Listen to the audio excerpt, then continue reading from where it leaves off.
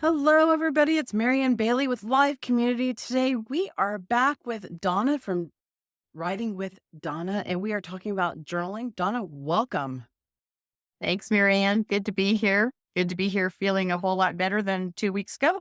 So I'm energetic and ready to go. I am so glad that you're feeling better, and Thank I you. am ready to learn about journaling today and the next steps that we need to take in order to be doing this. So let's get started. Thank you. So actually today I'm bringing in some ideas and some guidelines based on a book that I realized that I've had in my collection for years, and it's called Journalution author is Sandy Grayson, and the subtitle is Journaling to awaken your inner voice, heal your life, and manifest your dreams. And she wrote it back in 2005, which from my perspective, that's not that long ago, but I guess it is almost 20 years ago. Isn't that So crazy? it is crazy. So I don't think this book is easy to get at this point, but at the same time, that's okay because I'm going to give you some great little morsels from her book. So today it's back to the beginning a little bit with a different perspective. And then I'm going to be giving you some prompts to write on that you can take away after we go through the content today. And then I will be providing Marianne with a little homework cheat sheet so that she can pass to anybody who requests that of her, that'll have those prompts in there. What I love from the beginning of her book is a line that she says, and this just holds so true for me. And this is so much at the heart of why I think journaling is such a special gift to give yourself. So she says, writing in a journal is an act of self-love. I get chills just saying that out loud because it truly is that. It is the place where, we talk about seeing and hearing others and really being present for others, which I every day work at being that person for whoever comes into my path. But it's really important also, I should say, and it's really important also that we do that for ourselves, first and foremost. So journaling is a way to get to see ourselves, to hear ourselves, to know ourselves in a more intimate way, to discover things about ourselves, and to heal things that may need to be that we have that are wounds that are not quite healed completely. Journaling lets us look at what we've lived and to look at it with compassion and grace, even to look at the regrets in our lives, guilt and shame we may be carrying, and doing it in a kind and gentle and giving way rather than from a place of self-blame. Now, maybe self-blame is going to come up in your journaling. Maybe that is a part of what you have to acknowledge and allow yourself to look at. I think it's important if that's part of the truth. It's important that we look at it. And at the same time, what I believe can happen is we may start in a place like self-blame, loathing, shame. And yet by the time we continue through on our path of journaling, at some point we start to see that's dissipated. We've moved through it. It's transformed because I think journaling is a transformational process. So we find that it's transformed and it transmutes into something that now it is life affirming and life giving rather than something that is depleting us and even maybe causing us illness. So first and foremost, it's an act of self-love. If there's nothing else you walk away with today, it's think about that. And if journaling is not the way for you, then how can you be loving to yourself? How can you offer yourself the act of self-love? And I also love what Sandy says about the frequency of journaling. So in the last 2 sessions, I talked a lot about Julia Cameron's morning pages. I referenced them in both sessions, I believe. And hers is definitely, the prescription is to do it daily, to write at least 3 pages of handwritten text. And it's very much that it's a practice, a daily practice. Sandy Grayson says, think of your journal as a supportive, forgiving friend who is always there for you. Again, I love that idea as well, because as I just said a few minutes ago, it's when we have to look at really hard stuff within ourselves. How beautiful is it to consider that this journal that I'm holding, or this computer that I'm journaling on, or this voice recorder that I'm recording into is actually here as a loving, supporting friend who's listening, who is there taking it in and yet not interpreting it in some way. That's on you. You get to be the one to, what are you doing with it? So it's unconditional in that sense. We don't have to worry that we're going to get feedback that's going to tell us, you're right, you really messed up. Or, yeah, it would have been great if you did that differently. So I think it's just, we don't need that because we do enough of that to ourselves. So having this place where we know it's loving and supportive can really free us up to look at what's really difficult to look at. So sometimes some of us yeah, need that tough love. yeah. Some of Well, us I think need to recognize that people out there call us on our BS sometimes. there's that too, but I do believe if we're introspective, I think we do that to ourselves too. I think we're hard. We can be the hardest person on us is us to ourselves. So I think, but you're right. There can be those people, hopefully those people that are giving you tough love, or anybody out there who has that kind of person in their life. Hopefully it's a trusted person that that tough love is coming from a place of love, and that it's not harsh criticism or somebody with the intention of just really pushing you down further. So, because there are those people as well. So we definitely want to make sure that whoever it is, it's safe, and somebody who's going to not only point something out to us, point out something where we need to look further, but point out the things that we're doing right too, and point out when we've moved through something and we're in a different place. Let us see that. The other point she brings up is that, and I've talked about this, I think it's important to restate it, that a journaling is about self-discovery. It's not about, and I don't think I actually talked about this, but it's not about good writing. As a writing coach, I tell authors who are working on a book, the first draft, and to quote somebody, Anne Lamott, I'm going to just say what she says, and so my apologies for her phrase, but it's your rough draft. Your first draft is a shitty rough draft. And that is how we have to think of it. So it is not well crafted. It is not ready to go to the editor. It's not ready to publish. It's getting our story out, whatever that is, whether it's our memoir or we're writing personal growth. It's just getting all the information or the experiences or those moments out onto the page. Journaling even is a step before that. Journaling is the place where we get out whatever's going on in the moment, as well as if we're reflecting on past, then it's also getting out what happened in the past. What happened to us? What did we do? How did we manage it? What are we still holding on to? Where does it still hurt? Where are those places of pure joy and elation that we still can reminisce about and feel so good about? So it's all of that. So it can be, when we write it, it can be incomplete sentences. It can be words. It can be lists. It could be images and doodles. It can be phrases. So it's just, journaling may be complete sentences. It may all be very readable after, but it doesn't have to be. It's whatever form it needs to come out of you is what comes out in journaling. So it's not about good writing. It's not about something you're going to hand in to somebody so it is just in whatever form it needs to show up. I know people who will do like designs and then write words all over and put that on paper. And maybe they're going to have pops of words that are how I'm feeling today, or this moment in my life, what emotions it brings up, what the memories of a certain time in my life are. It's going to be however you can get that out for yourself. Your journal, back to what I was talking about a little bit ago, it's the place, that loving, forgiving, supportive friend. Your journal will listen to you and help you work out whatever you're ruminating about. Again, in whatever format, again, the journal doesn't care how you do it. It just is to get it out there.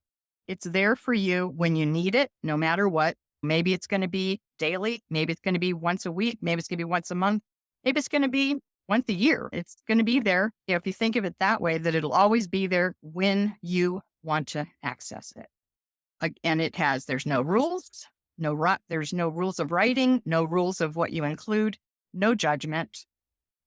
not from the journal. You might have judgment, but the journal's not going to provide you with any judgment. And so it's just right. So the third point, maybe this is number 4. The fourth point is she says in her book, get brave. And I've talked about that before. I think that's a piece that I think is so important to remember, and that it does take bravery to sit and journal. It takes patience, and it takes the desire to be with ourselves. So that does take bravery, because a lot of times we do think of all of the things you do to stay busy. I can think of a conversation I had this weekend with a family member, and she said that the only way that she stays out of her own thoughts and what she's ruminating about is either being really active or watching television. She has to do something to fill her mind, or to overlay her mind with something else, so she's not ruminating about other things. And she's not a journaler, so it's that she's not open to that. So it's not a place where she's going to be able to get out what's all that stuff that's swirling inside. To me, that's why another reason that journaling is helpful is that it does help us with whatever we're swirling about, whatever's going on. It's a way to just, again, get it out. Hopefully by getting it out, the swirl stops, or it slows down at least, so that we can breathe and be with ourselves and with our day ahead. She says, get brave, go deeper, go deep, and dig deep, so that you can get to your emotions, so the deepest emotions, to your dreams, to your desires, and this is me speaking, sorry, this is my list, to your regrets, remorse, to anything that's there, pour it out onto the page. What she does say is, if you persevere, the rewards of journaling are immense. They're infinite from my perspective. We can be in a place of agitation when we start journaling, and get to a place of peace and calm and centeredness, release even when it's something that's been difficult that we've been carrying, relief, a sense of freedom, the discovery of our inner wisdom, our intuition, and our heart. And it does start with our willingness to write down anything that comes to mind. One thing that I think is important to keep in mind is because you control what you put on the page in your journal, you can control the pace at which you look at anything in your life. I'm in my 60s. I'm in the 6th decade of life. And I can honestly say there are regrets that I have, and I'm going to try not to get emotional, because there's one part of my life, in particular, one person in my life who's no longer here. There are regrets and guilt that I carry that I'm still working through. And I work through that in my journal. And using myself as an example, if I treated this as a Pandora's box and just throw the lid off, what can happen then is everything comes at you and just like hits you so hard that you get knocked over. So one caution from me is that when we're looking at tough stuff in our life, it's important that we let the lid up a little bit at a time as we can look at something. If it's related to a person and a relationship that went on for many years, maybe we take it in little bite-sized pieces, in terms of maybe it's a period of months or a year in that relationship, or an event that happened in that relationship. So we can take it in smaller pieces and be digestible pieces, so we can be with it and it doesn't overwhelm us. Because if we go, okay, I'm going to just dig deep and I'm going to excavate and I'm going to get everything out here now. If we take that approach, it can knock us over to the point of having to take to bed because we get sick in some way. So I think it's important that we're, again, part of that kindness and that gentleness with ourselves is when there are, rather than avoid it, which doesn't help us either. So that has almost the same impact as opening the lid all the way and having everything come pour out. So we need to find that balance, that in-between place where we can take it in small bite-sized pieces and look at it.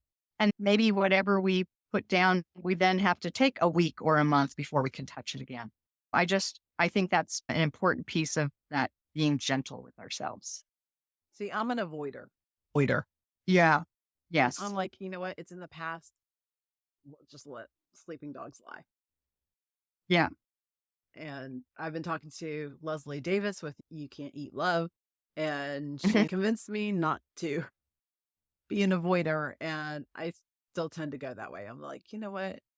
It's in the past. Let's go on. But I've discovered things looking in the past that I didn't realize was the issue. And then being able to write about that Mhm. definitely does help. Yeah, Try not to be an avoider, people. Just exactly. And I do that as well. Sometimes it is just pure and simple avoidance. Sometimes it's that I can't yet look at it. I can't, I'm not, I'm too raw. It hurts still too much to be able to look at it. I think of when we lose somebody, when there's a death, we may not be able to write about it right away.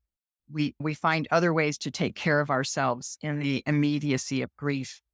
And yet at some point, maybe it would be helpful to write about that person, to write about our relationship with that person, to write about the joys of the relationship, the gifts of the relationship, as well as if there's anything that we feel almost anybody I know who's lost somebody, um, there always seems to be that part of some elements of regret. I can't think of anybody who has ever said to me, of the people that I know who've lost someone, that they felt like everything was complete and there wasn't anything left undone. Or some, yeah, that I will correct that. Not necessarily that's undone, but maybe within themselves that I wish I'd had a chance to do blah, blah. I wish I'd had a chance to say such and such, something along those lines. So if we might need a little bit of time before we can sit down and write about that and find other ways to be with our grief in those moments. in that scenario is so if you can't write about the grief part or about the bad parts or the parts that you can't resolve in your mind yet, maybe just write about the joyful parts and at least be Mhm. writing so that when you are Yep. ready that it just comes out. Exactly. Okay. Exactly. And when I'm working with authors who are writing their personal memoirs, and a lot of times it's trauma based memoir, we'll find sometimes there is avoidance going on where they haven't touched their writing in a period of time. And sometimes it's because life has gotten in the way, but at other times it is because there are parts to write that are very painful, extremely painful. So we do talk about, are there other times in your life that you could write about that are a counterbalance to what you're going to write, or at least some relief for a moment? It's almost like pause to just be with some of the joy and some of the good times, for lack of a better phrase, and then get that helps build that muscle so that now I can touch the harder stuff.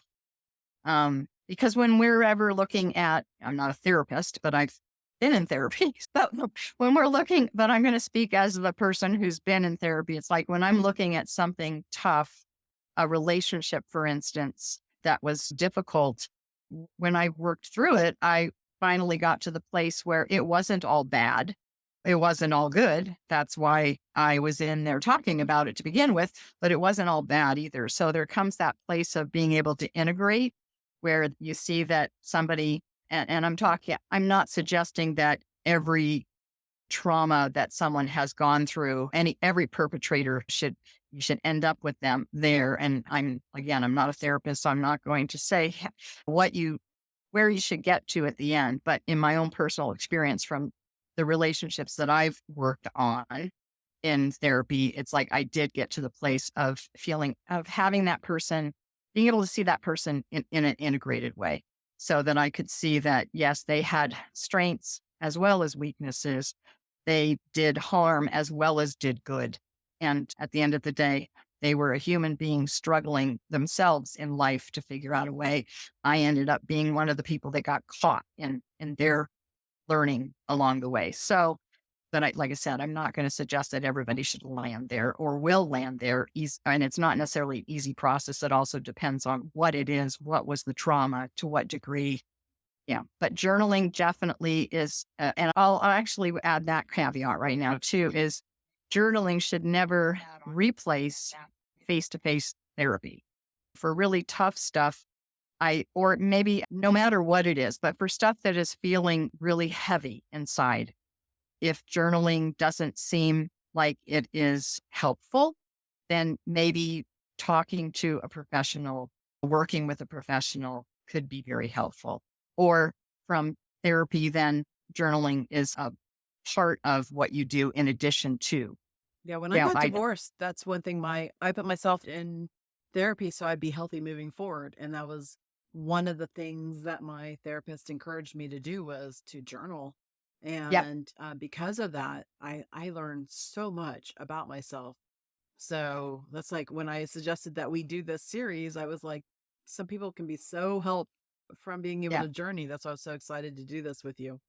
And I'm going to say something also about just, like I said, I'm in my 60s. I've lived more life than I have left to live. There's just, as much as I don't want to admit that, there's just None of us do. there's no way I'm going to be living to 120 plus. So at least I don't live in a blue zone. So there we go. But so it can be a lot about looking back, but I also want to say something about looking forward. And that is journaling, no matter our age, I believe we all have dreams and visions for ourselves of whatever we want in our lives going forward, no matter what age we are. I just think it's part of what we do as humans.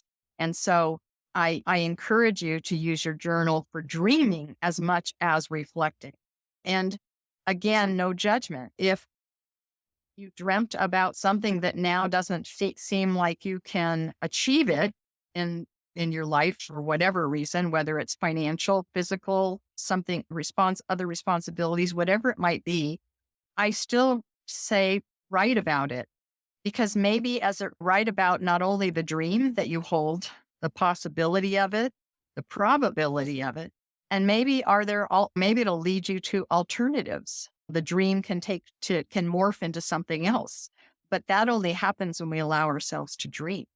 So I encourage you to do that as much as reflecting back or writing about the present moment. It is an exercise in the past, the present, and the future. So it's considerate and whatever's up for you anytime you journal, where do you want to go? And sometimes in one journaling session, you can end up in all three places. So you might start in the present, takes you back to the past, and then takes you forward in the future in terms of how you want to see yourself going forward. Allow that to happen. Is a lot of that, so would we group dreaming and manifesting together? Are they the same? Well, For me, I don't think they're the same.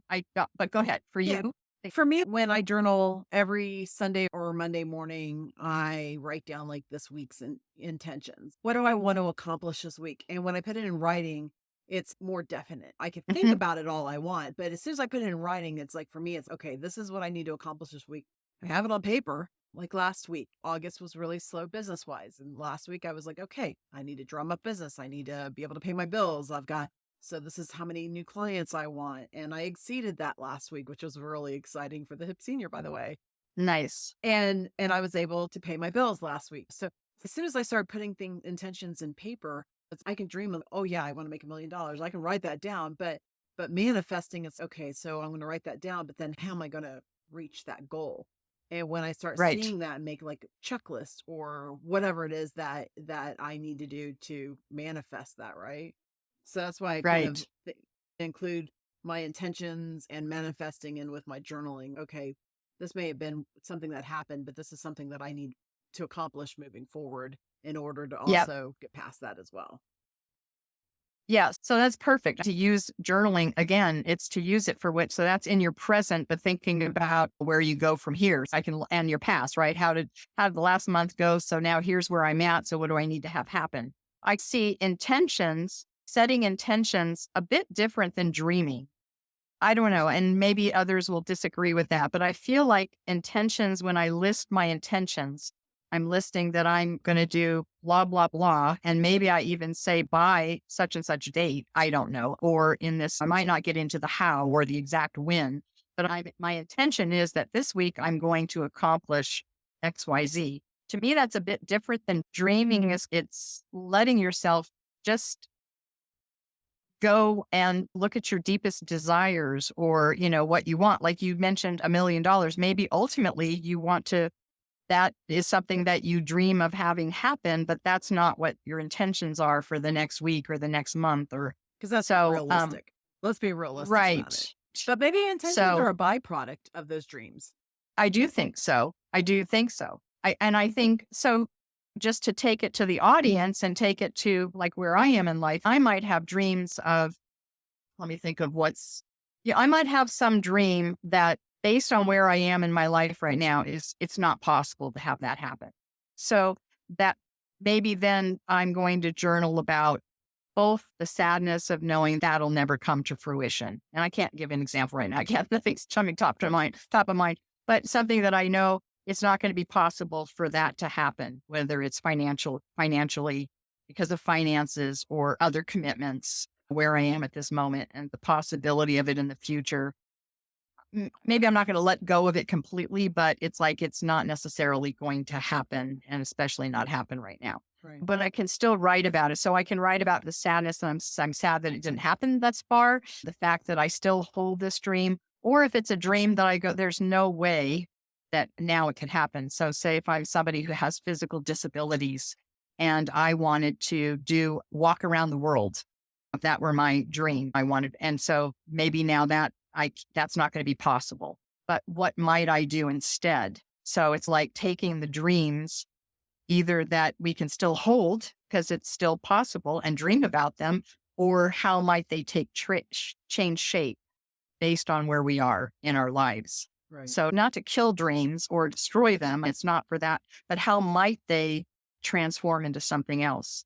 Then I think to your point about intentions, it's okay. So now I'm at an age where, I know that each decade goes fast and there's only so many decades left. So it's setting intentions that I am going to do by such and such date.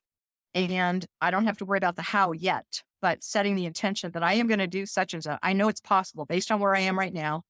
Let's say I want to go live in Europe for 3 months or a year. So I can say, I'm going to set that intention. I'm going to do that by a certain year and then really hold that intention and eventually start putting the hows to it. Because again, intention without action is intention, but eventually it's like we have to start putting, or maybe it's not the hows, it's more of the what's. What do I need to do in order for that intention to come into to manifest? But maybe it's not the hows because we can leave that to the universe, to the divine, and let some of that just play out on without us getting interfering. Anyway, I have gone off here and haven't thought it all through to answer you exactly. But your journal can then become wherever, again, it's just wherever you're at. And maybe you do get into the role of the divine in the universe and start journaling about the how. How could this happen? Because we don't always trust that the how is going to, that trust, or how do we feel about trusting that the how is going to show up for us?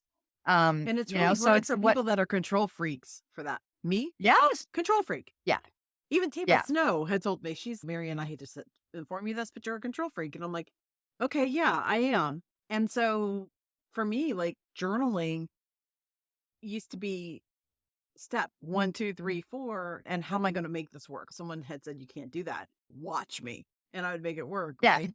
And as I've aged and mellowed out a little bit, I've gotten into letting the universe show me what things could be possible and what Mhm. should happen instead of forcing the issue. Because I've discovered in my past that the more that I force the issue, the worse things have turned out. So Yes, yeah, yeah. since we're on that rampant, so And to that point, again, with journaling, it's okay if we have patterns of behavior that we know we have, it's been our MO, it's been our mode of operation. We can journal and look that's a beautiful thing to journal about and look at. It's that because there also comes into why have I felt the need to control so much? What did it get me? What did I lose because of it? And then why did I feel so compelled to do? And how that's what leads then to how might I do it different going forward? Because once you look at that, like it allows you to see how you might, as you said, let go a bit more, loosen up more, just not hold on to the reins so tight. Allow things to unfold. So it's like being in the flow. Yes, we want to set our, if we're going down a river, we want to set our boat in the right direction. But then we want to go with the flow and then see what comes. And we're going to bring along with us everything we need to take the ride and stay on the journey. And yet, exactly how it's going to end up, exactly when we're going to reach the shore. I'm to use that analogy. It's like we don't have to necessarily know all of that, but we just bring everything along so that we're ready and we're prepared.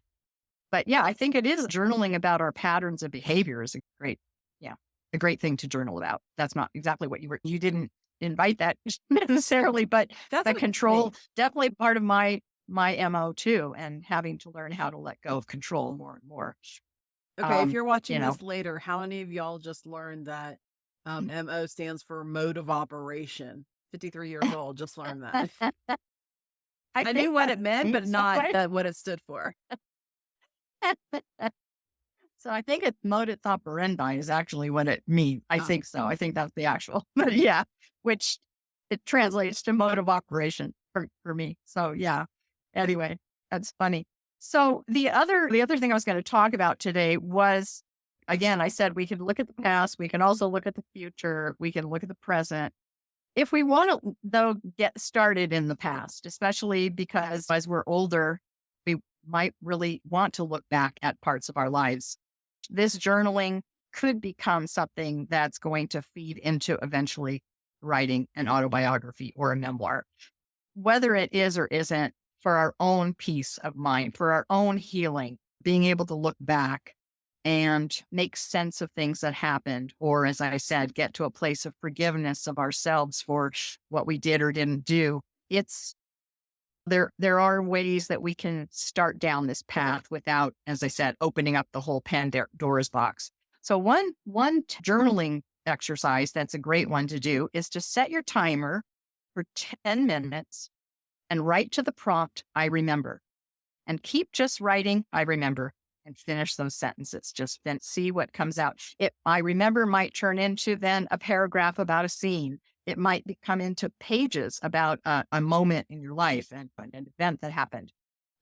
Do it for 10 minutes. That's it. Set it for 10 minutes. And if it's one I remember that turns into the whole description of an event or a time in your life, or if it's multiple, I remember, if you get to the where you're just stuck during that 10 minutes and nothing's coming to mind, try I don't remember and see what happens with that, which is a curious prompt to write to. It's interesting. So just flip it. I don't remember. I don't remember the details of I don't remember the details of when I went on my first date. I don't remember the details of whatever it is, and just see what comes from that. Maybe we don't remember something because we really wish we could forget it completely, kind of thing. So see what happens with those two prompts. And then the next prompt is, if I had my life to live over, I would change, and write to that. And I would say let that one, set the timer for a bit longer. Give yourself longer on that one. So maybe 15 minutes. If you find that you are still going, keep going. I wouldn't, when the timer goes off, you can set it for another 15 minutes and go with it. But for 15 minutes, just see what comes up. If I had my life to live over, I would change, and see what shows up.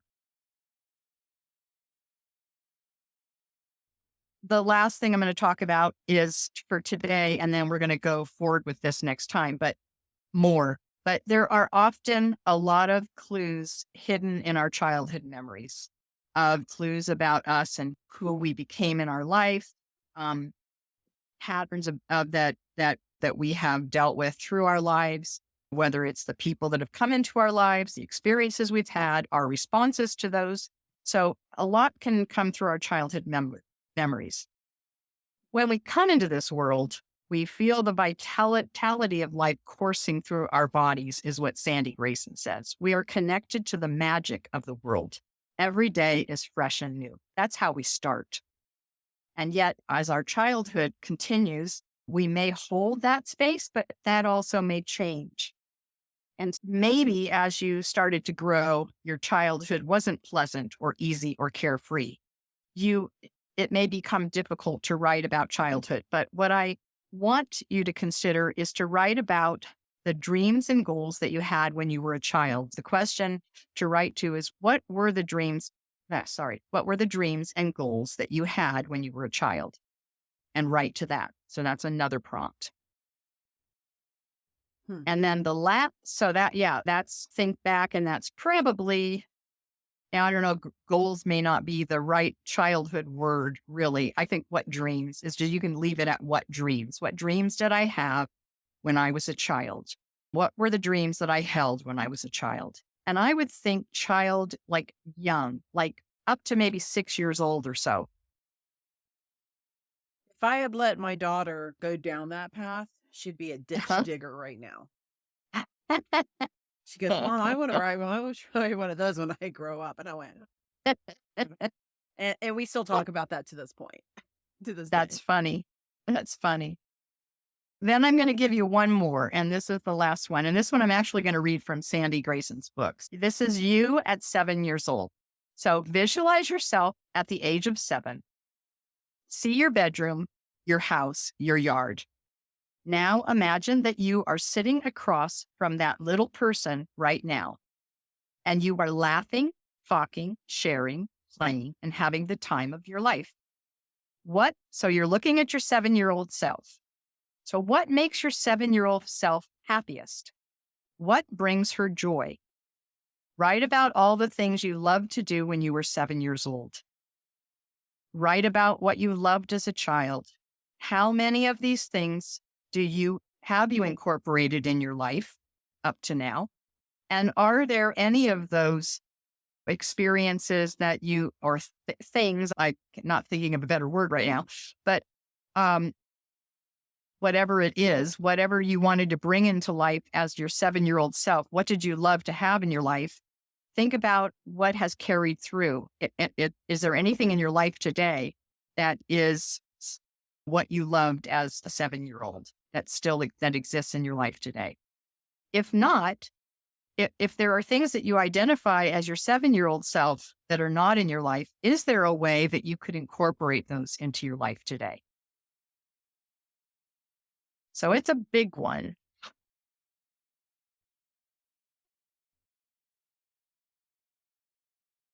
So sometimes, That's as a I very said, big when you one. go, it's a big one.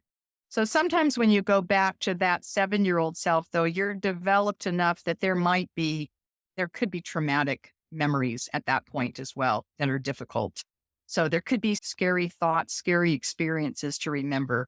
So I would say with this is to start slowly. Again, it's to let the lid up a little bit. If it's easy to go to that joyful 7-year-old, that joyful, playful 7-year-old and stay there and nothing else, you have a way that you can just be with her and see what comes up, what she was all about. What did she love?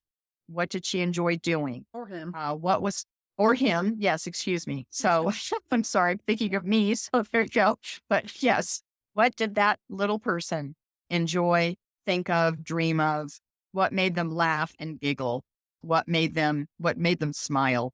Consider that. If you can separate that out and be with that part, then it would be interesting to see what has carried through in your life. And that would be the next part to look at is what has carried through. And is there something that you can bring that didn't carry through, but now you say, oh my goodness, I absolutely love to do XYZ. And I haven't done that since I was this old, since I was 7 to 10 years old, maybe. Is there a way that you could bring it in your life today to bring you joy today? And it could be things as simple as finger painting. Remember getting Oh, to yeah. Remember it was Yes. okay to have paint on your hands and in your fingernails Yes. and make a mess, and you just wore a short shirt over your clothes and it was okay. Exactly. Coloring, even just coloring with crayons or colored pencils. It's like that, even that. And of course, they have all these great adult coloring books I was too. just thinking So, of those, yeah. yeah. Yep. And you can even And download pages yes, on the computer now, and you can even go into things like exactly. Canva and create them or use AI to create them. If you can't find something you want, holler at me, I'll create it for you. Exactly. And you can find mandalas that you can print out or a book of those. So that's working like in a circular way with the patterns that are inside. I knew of an exercise long ago that worked with that as you were coloring. Let me see if I can think of it. As you're coloring, and especially if you're working with a mandala, but I think this can go for anything, whatever's bringing you joy to be coloring. If there are words that pop in or memories that pop in, write them outside away from the picture. Just jot them down. It's another way of journaling it by doing that. Shoot. Yeah. So you could then just see what words pop out, what phrases, what maybe a memory comes in, and just jot it down and then go back to coloring. Jot something down, go back to coloring. That can give you fodder for more to journal about in the future. I love that so much. All right. So we're getting I've given you a lot, and it's the end. Yeah, we're coming to the end. So I hope this will be helpful. Yes, it's I I know just, for me, it's given me different ideas of being able to dig deep and find those ideas of writing. Donna, thank you for your brilliance as always. You are definitely a wealth of information and a gift to the world. You guys do our writing prompts. Let's get on live next week. Come to the live event. in 2 weeks. In Yeah. yeah, in 2 weeks. Sorry, in 2 weeks from now, I will make sure that it is up on the website, on Facebook, and events, on Nextdoor, everywhere we could possibly think of. And let us know if there's something that you're missing out of this event. If there's something that you want Donna to cover or talk about, or you have questions, we are definitely open to suggestions, and let us know what would work for you and how we can help serve you better at Live Community and with Donna. We'll see Thanks. everybody in 2 weeks. Donna, thank you again. Thanks, Marianne. Thank you very Have a much. great day. It was a pleasure. All right. Absolutely.